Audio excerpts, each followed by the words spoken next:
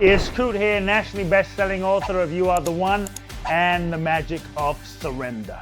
As a leader, the only way to change your environment is to change yourself, because the leader sets the tone for the environment. So as a leader, if you are living out of integrity, cheating, lying, gossiping, right, etc., being negative, let's just say that's how you're living, you can't change your environment because you mandate it. You can't change your environment simply because you create a manual and a manifesto and have a seminar on culture.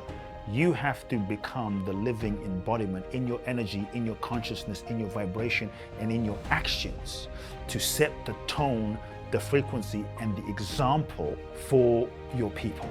As a leader, you have to live by the example and be the change that you wish to see. You can't just tell someone, you have to be it. And so in that sense, you're changing yourself. And in changing yourself, slowly your environment can change. That might mean you need to get different people. That might mean you need to fire some people. You need to hire some people. You need to, from that place, communicate. But as a leader, if you're cheating people, but you're telling everyone, hey, don't cheat people, but you're cheating everyone, how is your environment going to change? Because they're going to look at you and be like, well, that's hypocritical. And even when you say, okay, everybody needs to love each other and be in integrity as a leader, when you're not doing that with them, they're not going to listen to you because they can't trust your word and how you're living because of the example you're setting and how you're living, right? And so I think actions speak louder than words. Real leadership is not what you say. Real leadership is who you're being and how you live. We don't just lead by telling people, we lead by how we show up. We lead by how we live our lives. Some of the greatest leaders are not in positions of power. Some of the greatest leaders are mothers and fathers and humans that just live in a certain way and set the example. So leadership is a state of being. Leadership is a consciousness. Leadership is how you live your life. Many times we want to lead other people, but we can't lead ourselves. How are you going to lead other people when you can't stop yourself from eating the third tub of Haagen-Dazs? How are we going to lead other people if you can't wake your ass up in the morning at 7 a.m. to do your exercise? How are you going to lead other people? So then when you tell someone, hey, go exercise, you have no integrity. You don't even trust yourself. So because you don't even trust yourself, now when you tell someone, do this, you don't even believe yourself, and that lack of internal belief and congruence, it transmits a frequency and energy that other people will feel.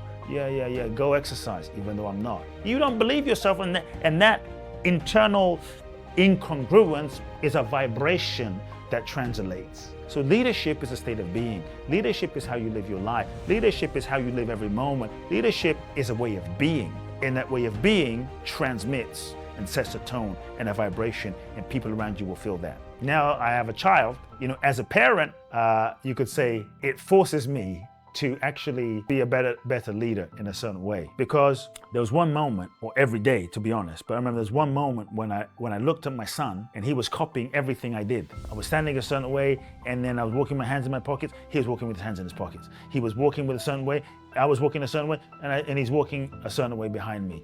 I was like, oh shit. Next thing I know, he's like, oh shit. I'm like, oh my God, the dude is saying everything I'm saying. And I thought, wow, I am reflecting him and reflecting off of him, which made me go, I need to up my game.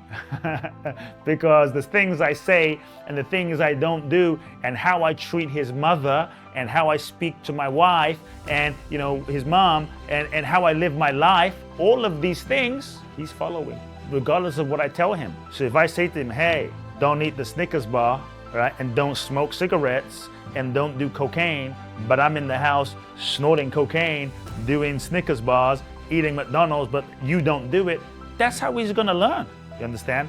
And so it's very humbling, because I thought to myself, wow, I gotta watch what I say, I gotta watch how I speak, I gotta watch my tone, I gotta take it to another level, because I'm leading him, he's watching, And so in that sense, we are all leaders. Leadership is being. As humans, I think we must learn to cultivate self-mastery and self-leadership. That's the freedom. To be able to have your mind, your emotions, your words, and your body and your spirit in alignment. Many times we have intention, but your body doesn't follow.